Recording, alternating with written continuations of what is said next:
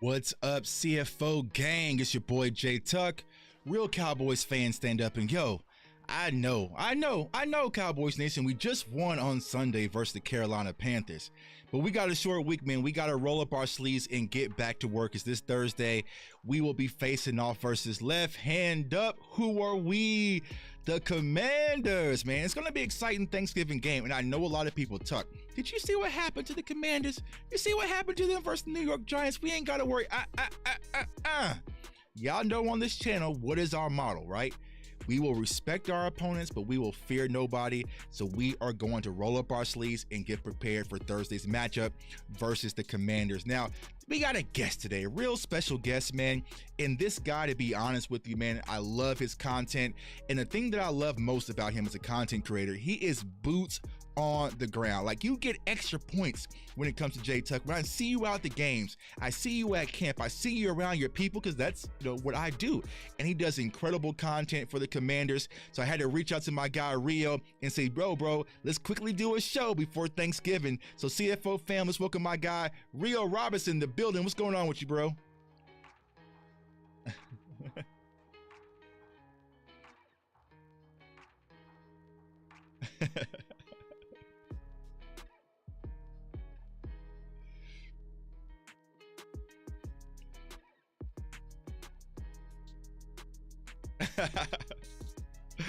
Nah, man. See, we gonna cut that out right now, because this is what happens, right? We play some of these teams like, man, Tuck, we don't stand a chance. Y'all gonna dog walk us. We gonna get blown out. And all of a sudden we look up and it's 32-30 and the Commanders, and you go on Twitter talking and beat like, nah, because I went through a similar situation like this 2021.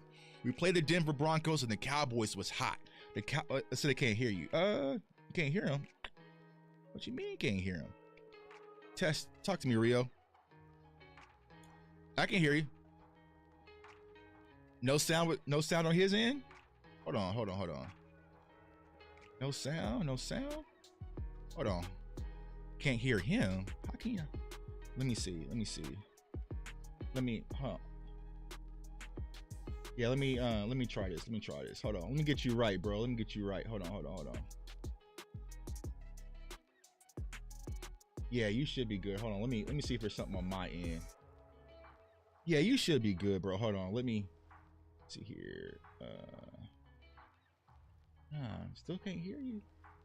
Hold on. That's weird. Right. Try now. Can y'all not hear Rio now? Yeah, let me know if y'all hear me.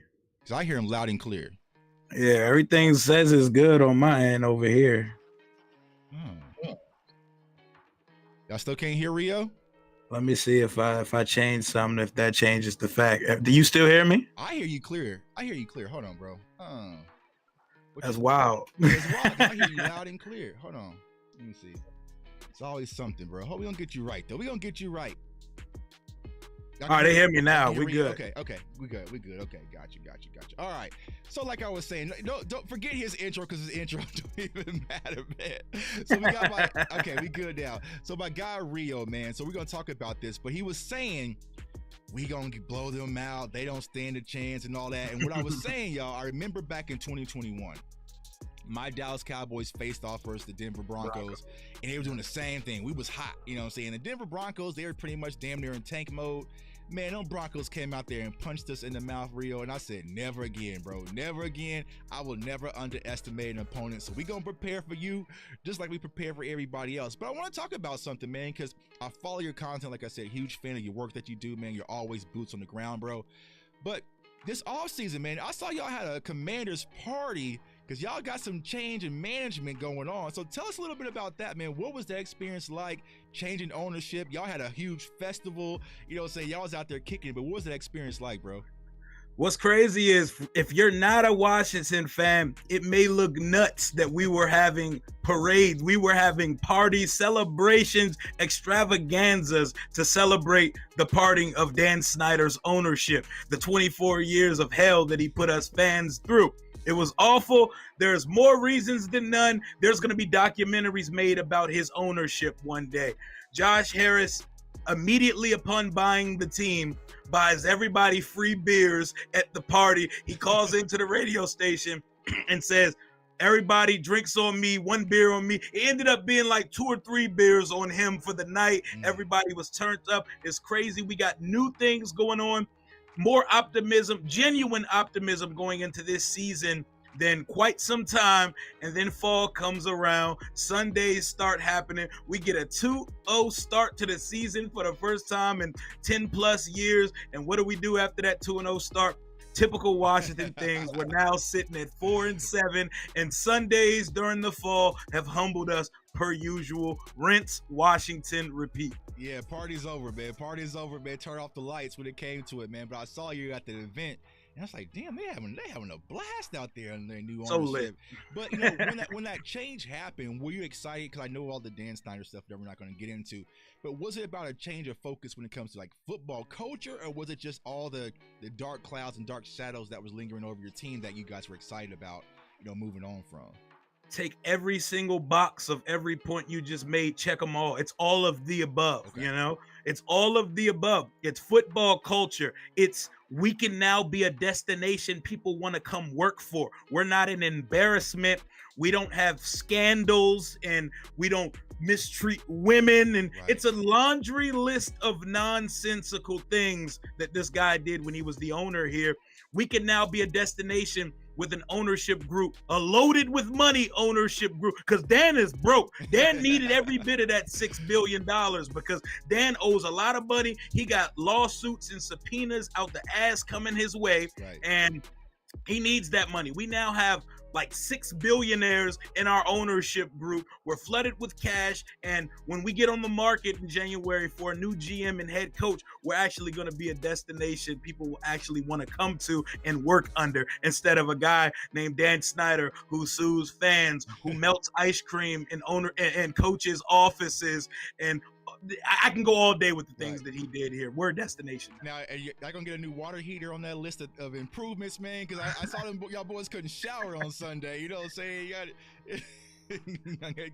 We used some billions for a new water heater, man. But, you know, I saw that. I saw the excitement, man. It's good, man, because a change of culture is always good. I know some Cowboys fans kind of wish that would happen in Dallas, but it's never going to be the case. The Joneses will always be, you know, in the office. But another change that was made for the Washington Commanders this offseason is he took a guy from here in Kansas City and brought him to Washington, Eric Bieniemy.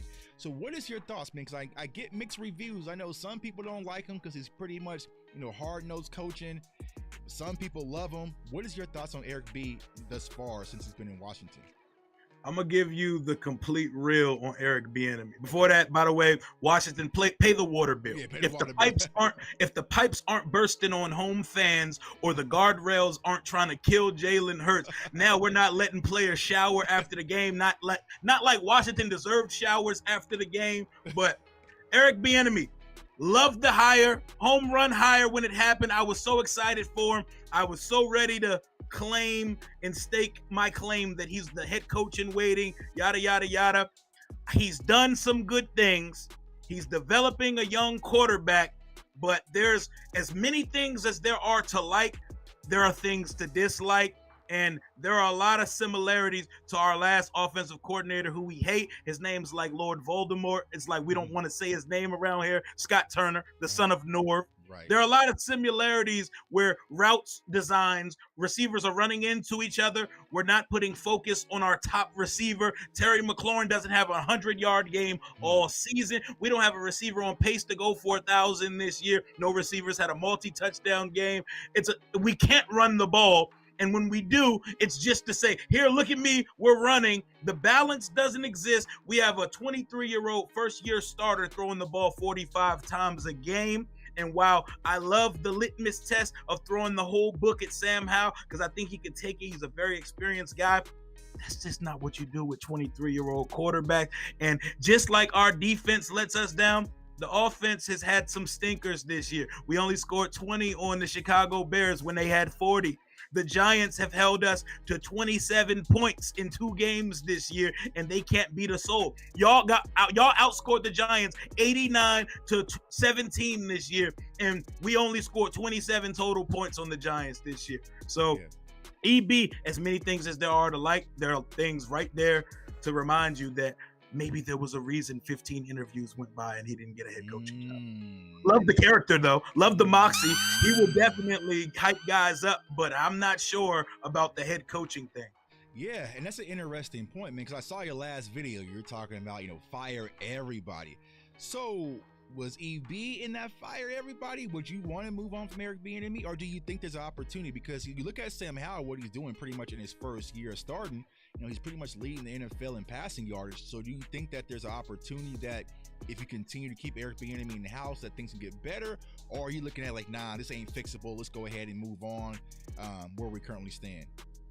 I'm conflicted on the matter at the moment because I want Ron and them fired after we play y'all Thursday. So if y'all get us up out of here, that will get us rid of Ron even faster. I want Ron Del Rio, and I want the front office that he hired to go with him.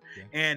But EB, he should get an audition to interim coach this team over these next 6 weeks. He should get an opportunity to do that. But if you don't give him the opportunity to interim coach, you're hiring a GM in January, a new executive who has no ties or no reason to have to hitch his wagon to Eric Bieniemy. And me personally, I'm more intrigued with offensive-minded guys with ages that start with the number 3 or at most 4. I want a 35, 37, 38-year-old. I want Ben Johnson from the Lions. I want Bobby Slowick from the Houston Texans. EB, like him, but 55-year-old guys getting their first opportunity is not the way as a GM I would go about doing things. But I do like the things he's doing with Sam, and I wouldn't want to put Sam in a third offense in 3 years, but I think he can take it, and I think one of the offensive-minded guys that I want here could get him right, and he would be just fine and natural moving on to another guy. But if we hire a defensive-minded head coach, EB should obviously stay here for offensive coordinator. Gotcha. So you're looking for a younger offensive mind. It kind of gets more innovative when it comes to your offense. But yeah, speaking of Sam Howell, man, so I, as a Cowboys fan, I kind of take credit for Sam Howell because he won that game last year versus us, and y'all just gave him the job because y'all was just so satisfied with beating the Cowboys. You say, you know what, Sam Howell is the guy for the job. And I know you speak very highly of Sam Howell. So what was your thoughts on when you drafted him out of North Carolina versus what you've seen thus far? Do you think he's the future quarterback? Like he is the guy to lead the Commanders back into competitive spirit and possibly a playoff push and deeper playoff pushes? I should knock on wood after that, because I posted my video last week about how he is undoubtedly the franchise quarterback of the future for Washington, and then goes out and stinks it up. We have 6 turnovers versus the Giants, but that does not sway my opinion. I think Sam Howell is the guy of the future for this team. I loved it when we drafted him. I thought we should have took him a couple rounds earlier, and I'm willing to go through the growing pains because his good is special. When he's going, when he's in rhythm, when he's on time, when he's not holding on to the ball for an hour, which is the lead reason why he's been sacked 51 times this year. Right. He looks great. He makes special throws that only a handful of guys in the league can make. He can run. He's fearless. He's too fearless. Sometimes he's willing to take on linebackers and put his shoulder in the guys. That gets him in trouble at times. He either gets hit or he fumbles like he did versus Seattle in the second half on a drive moving that could have directly impacted the game. But I like Sam Howell. He's leading the league in passing yards after 11 weeks. He's 4th in touchdowns. He's 67% completion percentage. He does lead the league in interceptions as well, but these things are to happen when you've thrown the ball at least 50 more times than every other quarterback in the NFL. Yeah, so your thought process, he is the guy. He's the future quarterback of the Washington Commanders. He's the guy. He's the guy for you guys. Yeah, I mean, I think that he is. You know what I'm saying? I like Sam Howell when he was coming out of North Carolina. Y'all know I'm an ACC guy. Now, I would say I call him like your Aldi's bootleg version of Baker Mayfield. You know what I'm saying? You knock off Baker Mayfield. But yeah, he looks like Baker, bro. He looks like Baker. Yeah, it's just because he's white, stocky, and has the village people beard. He looks like Baker, man. He's like a little knockout Baker, but he has a lot better arm talent than Baker. But yeah, I think that there's a lot of different things that you can do with him. You mentioned his arm strength, things he can do in the air, but also with the ground game as well. And we saw it firsthand last year when we played you guys in that final game. So it's really going to come down to, one, getting him some more weapons, though I like the weapons that you guys have, which is why I'm kind of shocked like that you guys aren't performing a lot better, right? Because you look at your defense, which we'll talk about here in a second, but I like Dotson, I like, Terry McLaurin and Robinson. Like, you guys got some talent around him. I thought you'd be a lot better, but I think there's going to be some opportunity for him to grow. Like I said, you just got to weigh out those growing pains when it comes to Sam Howell. Now, I saw you tweet something that kind of got me in trouble, because Rio got me in trouble about this. You were talking about your draft class, and I kind of said, on Twitter, I was like, this far, it's really just Jalen Carter, and then when it comes to the NFC East draft class. But what is your thoughts with your draft class from what you guys had? I know with Emmanuel Forbes, and but what is your overall thought process when it comes to your draft class that you guys had in April? I'm still trying to figure it out. We're 12 weeks into the season, and we're really just seeing rook. The only reason we're seeing the edge rushers we have now is because we shipped Montez Sweat and Chase Young. I call them the U Street boys. Right. We shipped the U Street boys out of town at the deadline. So KJ Henry had a sack and a half versus Tommy DeVito. Haven't seen much of Andre Jones yet.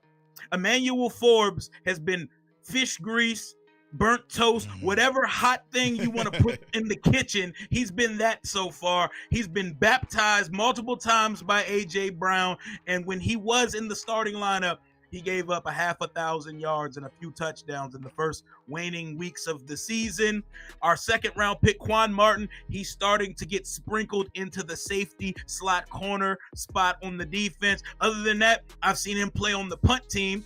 Our third and fourth round picks have not played, or they're either hurt or not doing anything, or healthy scratches on a weekly basis. I don't know what my draft class is. Right. Are you getting anything from your draft class? Because I don't even know what the 2023 class is right now. We got a little. We got a little. Mozzie started to make a little push, right? And then we saw Schoonmaker get in the end zone on Sunday. So we're getting a little bit more than what y'all getting, but it ain't much. You know what I'm saying? It ain't much. But, I said, I think overall, when you look at the Giants, you look at the Cowboys, look at Washington, and anyone outside of Philly. I mean, honestly, outside of Jalen Carter, our entire draft classes just hasn't really came into fruition yet. You know what I'm saying? So I know a lot of people, a lot of Cowboys fans, they wanted Emmanuel Forbes. Like, there was many battles that I had about Emmanuel Forbes, and I know the knock on him was him just being too small.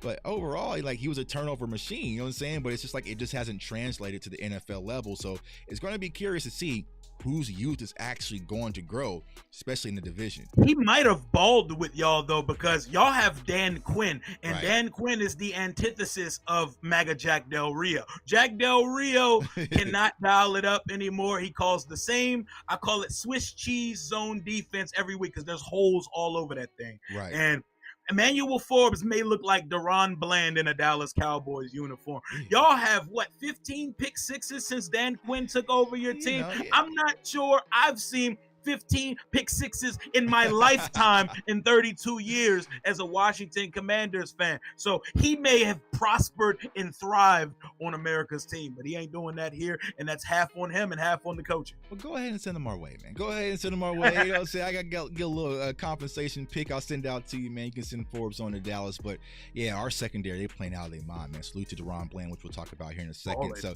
let's go ahead and get into this Thursday matchup. Like I said, you trying to be down and out and act like we going 40 ball y'all or whatever. I know that's not who you really are inside, bro. I know it's deep down inside behind them shades. You want this win, man. You want this win, because you're not team tank. Even though I saw your mock draft, you're not getting Bowers. But I saw you, you know what I'm saying? Are you team tank, or you want to continue to finish out and push out for this season? Where are you currently thinking? I know Giants fans, they was mad. You know what I'm saying? It reminded me of that episode on South Park when they were both teams were trying to lose the softball game. Yeah, hell yeah.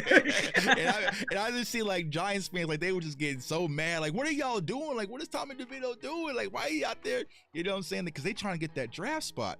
But for your standpoint, the Commanders, do you think y'all can make a playoff push and be competitive, or for you it's just like, you know what, draft season, let's get the mocks fired up? I'm done talking in the hunt graphics. I'm done talking playoff push. I don't want to see us on the in the hunt graphic on Fox NFL Sundays ever again while Ron Rivera is still the coach of this team. But it's such a conflicting conundrum to be in as a fan, because even when you want to embrace the tank, the fan in you doesn't want to see your team lose, especially versus the Ops, versus Dallas. Yeah. It's our arch nemesis. So let me pause you right there, man. Clip that, y'all. So why is Dallas your arch nemesis? Because I feel like you are our rival. Now I know there's gonna be some birds chirping like no. I feel like the Cowboys in Washington are the biggest rivals. You know what I'm saying? Yep. So talk to us about that, bro, because I've been having this argument for so long and people do not believe me when I say this when it comes to our division.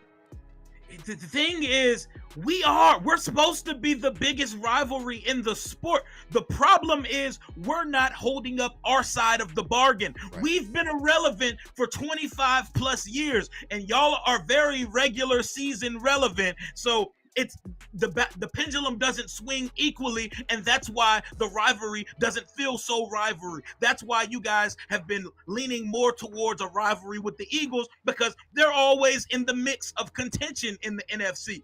We're not doing our part, but don't get it twisted. Washington versus Dallas, Cowboys versus Indians, that is the biggest rivalry in the sport. I'm sorry, my team has not held up its end of the bargain to make that a relevant rivalry still, but it's still us versus y'all. And right. While I think y'all gonna spank our ass on Thursday, this team's script is always doing the opposite of what minds think is going to happen. So I could easily see how we could keep up with y'all in a shootout or such, but I don't see any outcome with us winning on Thursday, but we can still talk about it. Yeah, and that's why I think this game is going to be a lot closer than a lot of people are thinking, just because of the rivalry, the division rivalry. Like, I don't think y'all going to go out there and lay down like y'all did. And honestly, I know Cowboys fans, we always toss around this word trap game.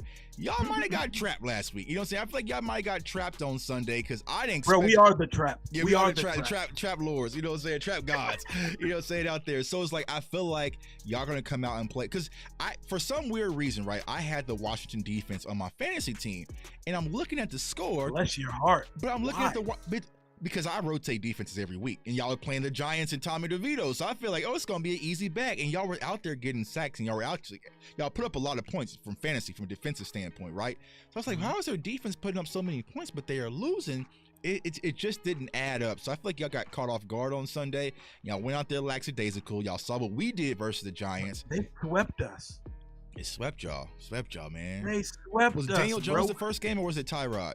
No, we lost to Tyrod and DeVito. DeVito threw for 250, 3 touchdowns, no pick. Bro, y'all are gonna dog us Thursday, bro. Nah, man, I'm not letting you off the hook that easy, bro. Like, nah, man. Nah, because I know what's gonna happen, man. We let you off the hook, man. You're gonna come up, y'all gonna make a whole new remix if y'all beat the Dallas Cowboys out there. Like, nah, bro. Like, and plus we owe y'all for last year. We ain't forget that. We owe y'all for last year, because when y'all went out there and beat us, and Kellen Moore and Dak was running that repeated, throwaway playbook and run the same play over Ass Madden. Y'all walked us in and saying y'all punched us in the mouth. We got to pay y'all back. So getting into Sunday or Thursday's matchup, see, I'm all mixed around. Thursday's matchup, right? I know. We spoke about your offense and Sam Howell, but I want to get over to your defense, because I feel like your defense is your strongest point. So you guys got Payne. Not anymore. That's right. It was, yeah. I forgot about Payne. Yeah, he's gone. Allen, and then you have, some of those guys. You got, what's his name from the Cowboys that you guys got? What was his name? Jonathan Ridgeway. Oh, my boy. Yeah, Jonathan Ridgeway. So, yeah, so I feel like in the interior, that's going to be the strength of you guys. But overall, like, what is your strongest asset when it comes to your defense? That's all we got right That's all now I got. is John Allen and Payne and Ridgeway. And supposedly Fadarian Mathis, our second round pick from last year, who I've not seen, had one impactful snap. We are the second round curse of the NFL. We haven't hit on one second round pick in 17 years. In 17 years, we haven't hit on one. The only second round pick we've hit on in 16 years was Preston Smith, and he didn't even re-sign here. We have not had one second round pick make it past the rookie contract here in Washington. Our D-line, we traded away Sweat and Young. Right. So right now we got young boy. How did you feel about that? How did you feel? You think that it was warranted? Because, I mean, that's some firepower defensively to just send away. I wanted us to trade them both. And so people outside of here and the certain fans, they're going to say, Rio, you're crazy for that. I wanted us to trade them because I didn't see either garnering the contracts that they're going to command in the offseason. Did you see the money Montez Sweat got from Chicago? $98 million, 71 guarantee. Montez Sweat's never had 10 sacks in a season. Montez Sweat is not an elite pass rusher. Why is he making Myles Garrett money? I didn't want to give that to him. And Montez Sweat is the better out of him and Chase Young. Chase Young, 16 career sacks. I'm not giving him $100 million either. I would rather just start it over with our GM going forward. The defense sucked with them here. The defense sucks with them gone. Right. It's a push at this point. We had 9 sacks of Tommy DeVito on Sunday. We set the NFL record, tied it for sacks in the first quarter with 5, and still let 31 get put on our head top and lost to the Tommy DeVito New York Giants. The defense is bad. Jack Del Rio's bad. The secondary is burnt toast. It's bad. We have one decent player in the secondary, and that's Cam Curl. Our linebacker room is dog water.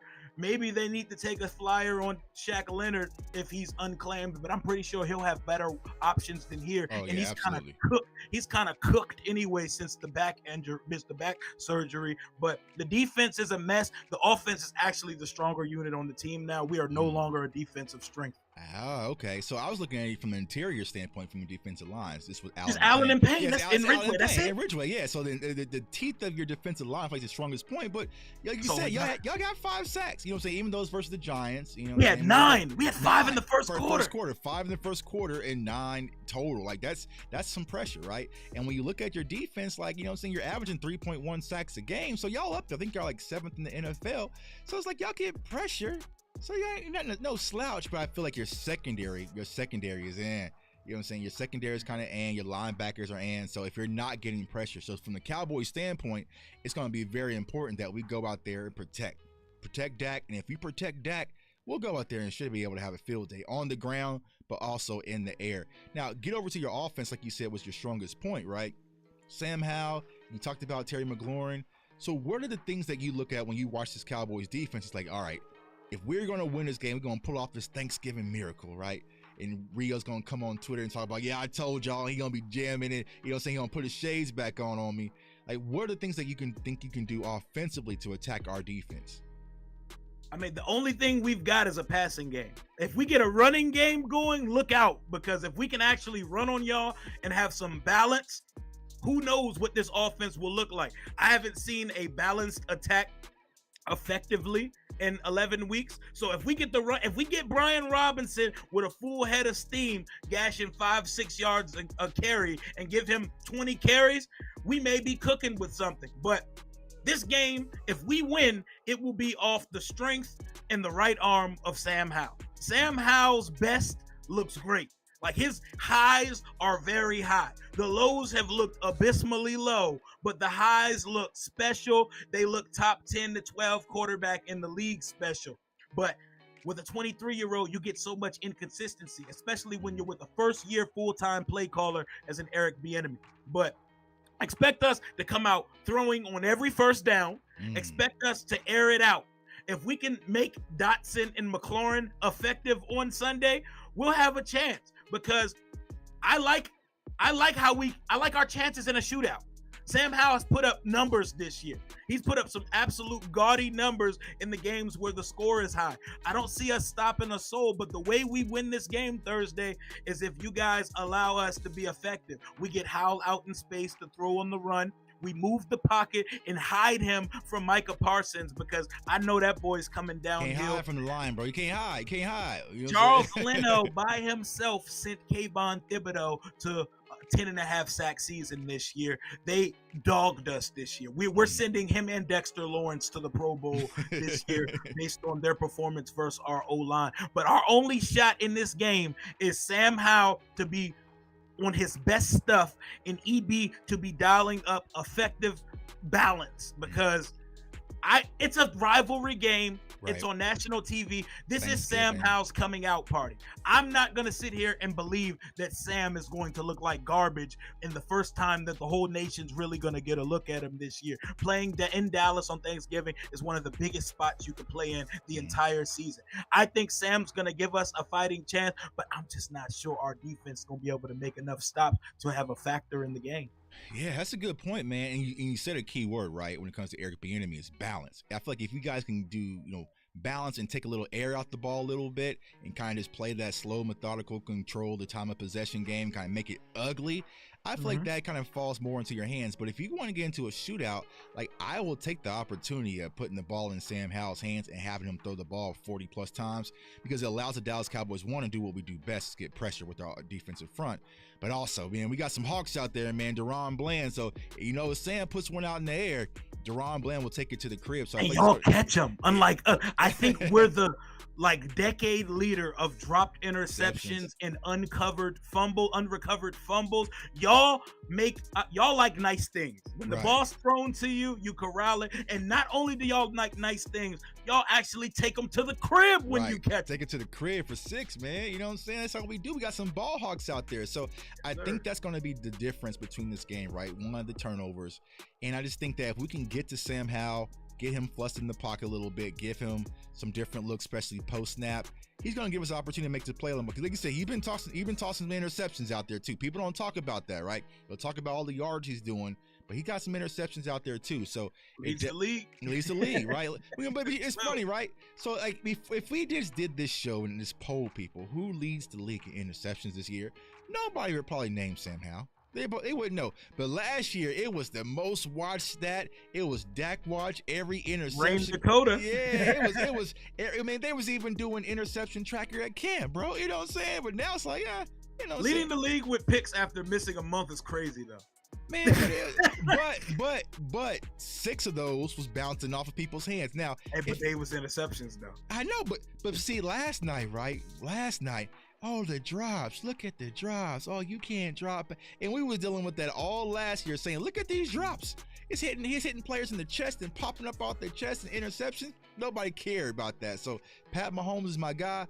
But he ain't getting no sympathy from me, man. You know what I'm saying? I heard last year, elite quarterbacks elevate the wide receivers. That's all I heard. So that's what I'm going with, man. But like I said, Sam Howell will give you opportunity to get interceptions. And I think that's what our Cowboys defense does best, especially with Deron Bland, especially with Stephon Gilmore out there. So it's going to be a battle. Now, it's the volume too while he's throwing picks, bro. We're throwing the ball 50 times a game. That's what Eric Bieniemy is trying to do, man. He's trying to mold Sam Howell into Mahomes' likeness. You know what I'm saying? Playing Madden. He be playing Madden. Yeah, he do. He be having some, but he does. And here's the thing: like I know a lot of Chiefs fans here in Kansas City got frustrated with EB because sometimes he can over scheme. You know what I'm saying? Like sometimes he wants to kind of show off, and I feel like I'm not sure if it's something about him not getting the opportunity to be a head coach where he's just trying to show off and show his creativity or sometimes, but sometimes like, bro, why'd you could just ran the ball. You know what I'm saying? The biggest issue is that with a weak offensive line and a young quarterback with the propensity to hold on to the ball too long, he calls too many long developing routes. Right. Most of the plays where Sam Howell's getting sacked, there's not one receiver breaking off his route. They're all still in the process of running their route when he's getting sacked. And that's the case far too much. That's his biggest issue so far as a play caller. But he does a lot of good things as well. So do you think that's the impact on Terry McLaurin that we're seeing, why he's not producing like we expected? Because I know there was conversations, right? It was Terry McLaurin, Scary Terry, CeeDee Lamb, AJ Brown, like who's going to be the top beast in the NFC East. Unfortunately, Giants didn't have nobody we could add to that list. But do you think that's really the cause for the disruption with him from a production standpoint? Because the long developing routes, because he was always your burner guy, like he was your deep threat over the top guy. What's really going on with Terry? That's crazy because we're having infights on Washington Twitter right now Uh-oh. because we could be at an impasse where we may have to admit that Terry may be an elite complementary receiver, but just a solid number one. He may like a lot. I blame it 50-50. 50% on scheme and 50% on Terry be getting his ass clamped. He gets his ass clamped on a consistent basis this year specifically. It's happened in spots over the last couple years. Your boy Trayvon Diggs has had him incarcerated the last couple seasons after Terry got him his rookie year. But Terry don't look like him this year, bro. And it's part scheme and it's part he just be getting put in jail, bro. The Seattle corners put him and Dotson in a blender. They were nowhere. Locked up seatbelt, straight jacket. They were top flight security of the world, Craig, when we played the Seahawks last week. And the Giants did the same thing. It's like there's not enough of a concerted effort to target him and get him the ball, but also he's not separating like we're used to. This is 4-3 Terry McLaurin. He's not getting separation like that this year. It's crazy how our quarterback's leading the league in passing yards, and Terry only has about 597, and Dotson has under 400 yards. Right. Dotson has 2 games with 0 catches, a bunch of games with 20 yards receiving.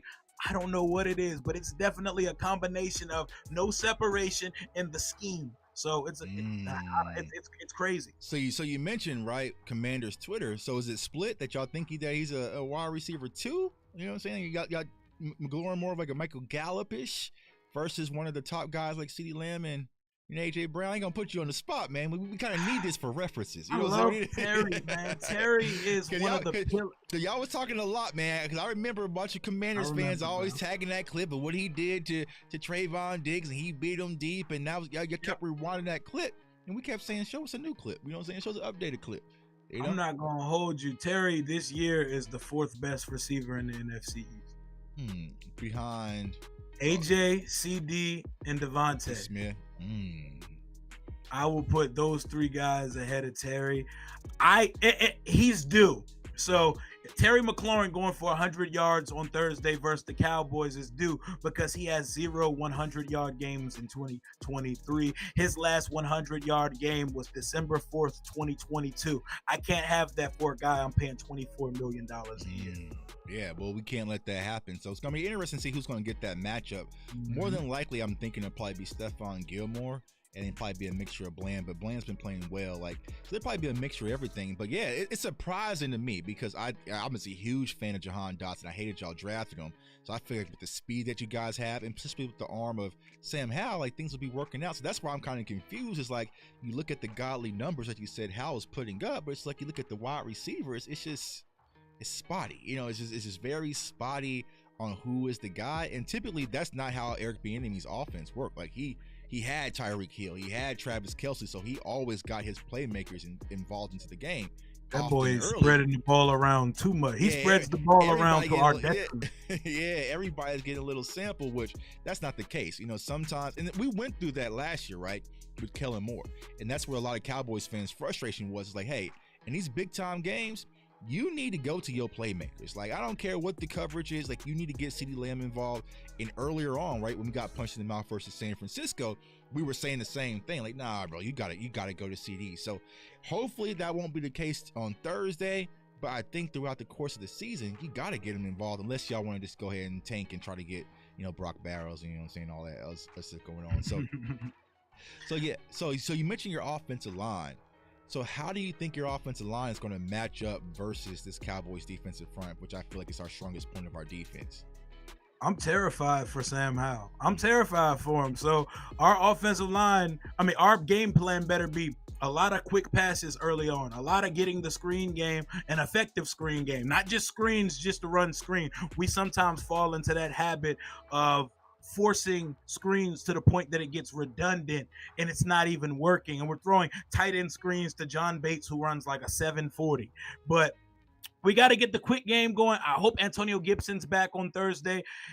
Our running backs are our most effective receivers this year. Brian Robinson and Gibson are the most effective receivers when this offense is going this year. We got to get the ball thrown to the running back out in space versus you guys as linebackers, and that's going to be the way we have to attack it and try to get some sort of a run game going, because if it's just shotgun, drop Sam back versus y'all D-line coming to hunt, we've had some crazy games this year. We've had some 9, 8, 7 sack games. We've given up over 50 sacks in 11 weeks. That terrifies me. Get the ball out of Sam's hand quick so we can put y'all defense. We can hold y'all back a little bit so we can open up the offense so we can attack you vertically. Yeah. See, y'all heard that, Cowboys Nation. Their offensive line's a little paper mache. See, I know what that means. We got to sound alarms, man. Come out there and get those. It's improved since we made some we shuffled the deck after the first Giants game, and it's looked better. Yeah. You know what I'm saying? So I feel like there's going to be an opportunity. But the one thing about Sam Howell, like, he's not the most elusive runner, but he can get out there and keep the chains moving, right? So he can run. He can scoop. That boy can scoop. He can scoop. You know what I'm saying? Like, he's not Lamar, but he can keep the chain. Like, you know, it's kind of like Daniel Jones. You know what I'm saying? Like, Daniel Jones, like, he ain't extremely athletic, but like Daniel Jones can get loose on you. You know what I'm saying? Like, it's kind of it's kind of Sam runs like a running back. Yeah. He'll put his shoulder down, like he'll get dirty for those extra yards. You know what I'm saying? So you really have to keep him contained in the pocket. And here's the problem, and my concern from the Cowboys' defensive standpoint. Normally, quarterbacks who are scrambling quarterbacks that can do a little dual threat, they give us problems, right? You go back to Josh Dobbs, you know what I'm saying? Relatable. Yeah, you know what I'm saying? Jalen Hurts, you know what I'm saying? So, like, those types of quarterbacks that can escape the pocket, because what happens is the Cowboys, we get thirsty, man. We go out there, we rushing upfield, trying to get pressure, and we leave these big rush lanes available, and the quarterback just steps up and says, no, I'll take this, and all of a sudden it's a 15, 16-yard gain. So you definitely have to have some gap integrity when you're trying to get upfield, because if not, Sam Howell will definitely get loose on you. Now, I want to go to your defense versus our offense. So when you watch this Cowboys offense, what are some of the things you're like, all right, we really got to focus on this? Because honest with y'all, this whole Tony Pollard situation, y'all, I don't know. You know what I'm saying? We just haven't gotten that Tony Pollard of last year's game. He got in the end zone finally. You know, we saw the big run that he had versus Carolina, but thus far we haven't seen Tony Pollard of old. But when you watch the Cowboys offense, what is your thoughts? You guys have a really good quarterback. And despite what the world and a lot of our fans think, who think that Dak's trash, Dakota Prescott is a really good quarterback. See how easy that is? This is from a rival. Like, see how easy it is to keep it real. He's a good quarterback. And also, this is coming from a man who's trying to get a quarterback of the future in-house. You know what I'm saying? So you appreciate things when other teams have it. It's so easy. So easy. I've went my whole life without a quarterback. So if you got a good one, You had RG3. No, we had Kirk. Yeah, okay. Yeah, Kirk. Yeah, one season of RG3, but Kirk was I wanted Kirk. Our fans didn't want Kirk. Our fans didn't see what giving away a productive top 12 quarterback in the league looked like. And since then, we've had about 20 in the last 5 years. Yeah, better tell them. You know, everyone, we can just move on from Dak and get a new quarterback. All right. No. Okay, Dallas fans. You want to see what life is like? Go ahead and put Trey Lance's underdeveloped ass behind center next year and watch how struggle y'all going to be for the next season or two. See how the Eagles and Commanders fans punch on y'all on Twitter. You know what I'm saying? Yeah. So Dak Prescott. Okay, so what else do you think when you look at our offense? CeeDee Lamb is going crazy this year. CeeDee Lamb is on pace for 1,500 this year? He should get 1,500.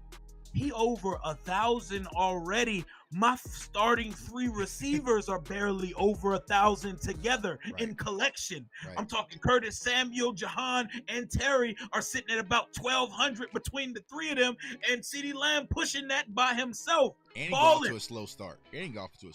Hell yeah. And Cooks is effective. He scares the life out of me because we don't have fast corners. The only fast corner we have is Emmanuel Forbes, and he may not play Thursday because he just got injured on Sunday. Ooh. You want to know what y'all can do all day and we have no answer for it? Line up anyone with speed across from Benjamin St. Juste, the French-Canadian corner we have, number 25, the one who celebrates every routine play where a quarterback throws an incompletion that had nothing to do with him. Target him vertically and you will eat all day. Hey, we got a few of those. Man. So we got Brandon Cooks, who's a speed guy. We also got, Kevontae Turpin, who can get loose. You know what I'm saying? So we got some speedsters. So hey, Mike McCarthy, take notes. You know what I'm saying? Take notes. Let's go out there and apply some pressure. But when you look at our running attack, what is your thoughts on our run game, just from an outside perspective? Because I know a lot of Cowboys fans, we're talking about Rico Dowdle, Tony Pollard. But what's your thoughts when you look at this Cowboys offense from a run game perspective? Pollard is due for a big one. When was his last 100-yard game? Not this year. I don't think he's had one this year. Exactly. Listen, when I tell you Washington is the ultimate slump busters, the ultimate get right boys, the cure of all cures, the ailment and elixir of all solutions, we are that. Tony Pollard's running for 100. You should play it on FanDuel this week. Tony Pollard, 100-yard game for Washington. Because whenever a team hasn't done something, they do it versus us. The Giants hadn't scored a first quarter touchdown all season until Sunday at FedEx Field. Hey, y'all heard it from the man. He's saying go ahead and slam Tony Pollard for over 100 yards, man. I would like to see that, though. I think he's due.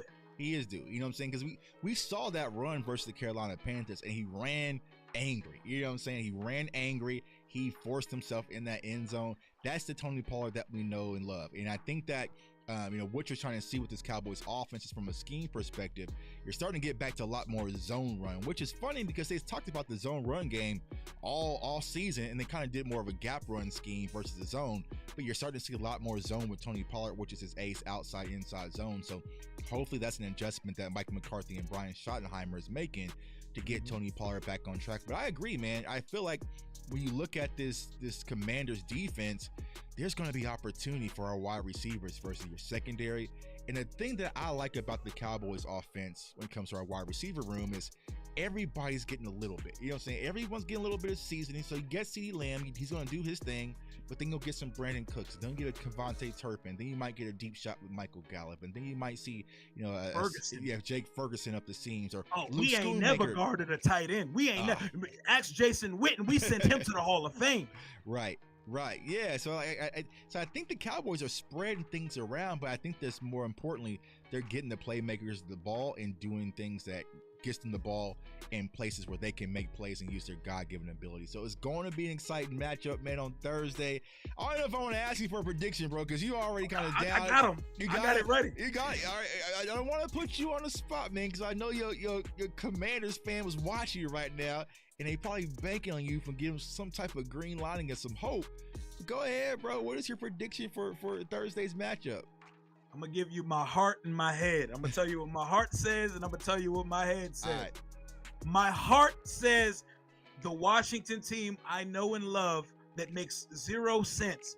They look bad versus bad teams, and they play well versus good teams. Says we'll lose in a shootout, 31-27 to Dallas. Reminiscent of 2016 Thanksgiving when Kirk threw for 450 on y'all and Jordan Reed and Deshaun Jackson went absolutely berserk, but we still lost because we couldn't get a stop. That sounds like what my heart believes is going to happen. What my head tells me is that we are not going to stop y'all, and it's going to be 2021 all over because guys have checked out on Ron Rivera, and Black Friday is going to literally be Black Friday, and boys are going to get fired after y'all beat us 55-17 on national TV in front of the whole world, like y'all did in 2021. 55-17. Ooh. Yes. Ooh, man. Yes. I mean, I'm going to be out there. I'm going to be in the building, man, so I wouldn't mind a 55-17, man. I love blowouts when I'm at the game, man. I can chill and relax, you know what I'm saying? I can go upstairs, get me an extra drink, you know what I'm saying? Walk around, talk to my people a little bit. So I would love a 55-17. I don't think the Cowboys going to beat y'all down that bad, bro. So do you think that the team, the players are kind of out on Ron Rivera? Is that the kind of temperament you getting kind of from Washington? It's like, hey, they kind of done with this, they ready to move on, or are they going to ride for Ron? The thing is, they're just like the same. We do the same thing every week, and it doesn't look like we have the ability to make coaching adjustments and to get our scheme right. There's no way they believe in what Jack Del Rio is coaching. Ron doesn't do anything. He just stands on the sideline with his arms crossed. He doesn't coordinate. He doesn't call plays, and he barely knows how to manage a damn timeout. But right. I think the offense has something to prove because Eric Bieniemy lights a fire under guys' belly. He keeps guys motivated. I think the defense has nothing left in them other than young guys trying to carve out a niche and a role for the future. I hope we don't get beat 55-17, but I could see a world where it's that bad, and that is how the Ron Rivera era ends here. He got fired from Carolina after playing us a week after Thanksgiving. Now he may lose his job on Thanksgiving after a loss to our arch nemesis Dallas Cowboys. So that we could be the straw that breaks the camel's back in Washington, which I wouldn't mind, man, because like I said, we are rivals. It's the old school rivalry. Before Twitter, before Facebook and Reddit and TikTok, you know what I'm saying? Like, this is the real rivalry. I remember being out there, man. I think it was Thanksgiving, the RG3 game at Dallas. 2012. Man, yeah, man. RG3 broke my spirit. I got kicked out the stadium, bro. Bro, you know I ain't never been that belligerent in my life. I was insufferable, bro. Yeah. It wasn't 2020 on Thanksgiving too? 2020, yeah, when we bust that ass, the COVID year, when Dak broke his ankle that year. Yeah, when y'all knocked Andy Dalton out the game, and just all the Cowboys team just stood there. Scott Turner was in his bag. We ran the annexation of Puerto Rico from the little Giants on y'all. We was out here getting freaky. Antonio Gibson actually had vision. Yeah, no, Cowboys Nation, no, we are not letting them off the hook, man. No, we owe y'all, man. I forgot about that. On 2020, when y'all knocked Andy Dalton, gave him the concussion, and all the Cowboys players just stood there like, damn, that's what's up. Y'all, that was on Thanksgiving. That turducken was hitting different that night. Nah. Actually, I changed my mind. I want that 55-17. I want that 55-17, bro, because you got to feel the pain, man. And also, I got to beat Washington because they stole my high school uniforms, logo, y'all stole our colors, everything, man. So I'm not sure if you saw my Letterman's jacket from high school. Yeah, I remember you had it. I was like, oh, snap, this Tuck got a Washington Commanders Letterman? I converted. Like, nah, bro, that's me. That's class of 02 right there, man. I've been had the big W's all over my gear. And now color suit you. Huh? The color suits you. I mean, I grew up on it. You know, I grew up on it, man. But it's like I can't even wear it no more because now people think I'm walking around in Commanders gear. Like I had it on the other day. I went to a football game. Oh, you're a Commanders fan? Like, we're bro. Proud. We're proud, bro. Like, that's what these W's represent, man. That's what these W's represent, man. So my prediction for the game. I want to be nice. I'm gonna go. Don't be nice. What you think gonna happen? Don't be nice. I'm gonna go 34. I want your pity. I'm gonna go 30. Be nice. I'm gonna go 34-17, man. I'm gonna go 34-17 Cowboys for the Thanksgiving Day victory. But I've been there numerous times on Thanksgiving Day, and the Cowboys always try to ruin one of my favorite holidays. So I cannot let that be the case, man. But my guy Rio, bro, I appreciate you, man. Keep doing incredible work. For the people who are seeing you for the first time, let everybody know where they can find you, my guy.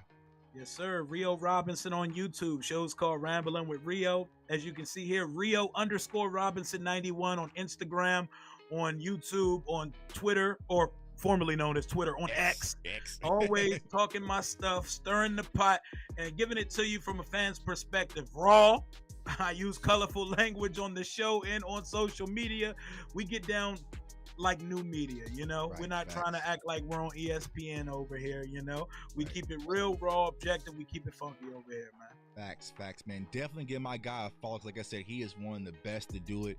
Not just with the Commanders, man, but just in the NFL. I love his content. Like I said, he is always outside amongst the people. Go watch his last video when he's at the game on Sunday. Go watch. If you want to laugh, man, go ahead and watch his video out here on Sunday because he does a lot of vlogs. Now, that's where I'll give you credit, bro. That's where we separate. I am not a vlogger. I'm not a vlogger because a lot of people are like, man, you should vlog when you're at the games.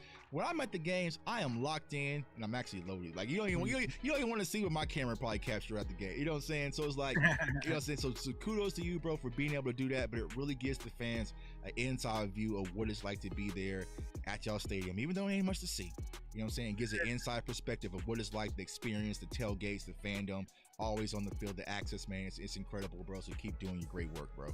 I appreciate you and congratulations for getting over 10K. You're almost at 12K. Keep running it up on them and get you a vlog in, man. Like I'm telling you, I do it for the people who live in other countries and other states who have never got out to a game. I want them to live vicariously through me as I experience these events on and off the field. I know, man. I did it once. I did it once versus Tampa, and then the Tampa Wi-Fi in my hotel took so long for the video to upload. It didn't even upload until like 2 days when I got back. You know what I'm saying? So the editing is it's what I'm saying. The editing, the adjustment. You know what I'm saying? It's just like, and here's what I hate the most about vlogging. It's like, you have to choose if I'm going to do it the horizontal way for YouTube, or do I want it the extended way, the 916 for reels. You know what I'm saying? So you're trying to, it's just like, but maybe Cowboys Nation, I'll do some vlogging this for y'all on Thanksgiving, because there's a lot of people who really want to see what that experience is like, and we're blessed and fortunate to actually go and see our teams live in person. So, but if we start losing, I ain't vlogging nothing. I ain't dropping nothing. Them vlogs stop real quick once the game. Put my camera before, man. I put my camera if I ain't gonna show y'all nothing, man. But yeah, appreciate you, my guy. For everyone who's seeing me for the first time, man, it's your boy J Tuck. Follow me on all social media platforms at JTuck151. YouTube channel CFO Sports. Comment, like, subscribe. We are about to go into that dark place, Cowboys Nation and NFL Nation, where we dive in deep to the draft pretty much after Thanksgiving. I'm gonna kind of go zero dark 30 mode, and we're gonna start loading up for the NFL draft, because people like Rio might need some draft content. You know what I'm saying? They might need some draft content, so I'm help my guy out. You know what I'm saying? So the mocks ready. Yeah, we're gonna do some mocks and start having some fun. But also, make sure y'all follow me on High Point Fantasy, High Point Sports with my guy Des Bryant. I went live with my guy Des last night, so if y'all didn't see that, I'll post that in the link below. Definitely check it out, man. So we got a lot of big things going on. If you're in Dallas this Thursday, Des got some big announcements at the tailgate, man. He's doing something big. He's giving away like $500 for games, like beer pong. You know what I'm saying? I'm like, bro, $500 for beer pong? Like, I'm about to get the old college tuck out. You know what I'm saying? The old college tuck out, so I can go out there and win me some money, man. But I appreciate y'all, Cowboys Nation. Stay locked in. We got some film breakdowns this week. We're gonna stay working, but we're gonna go get this win versus the Commanders. So I want everyone to stay safe, stay blessed, stay encouraged, and go Cowboys. Peace.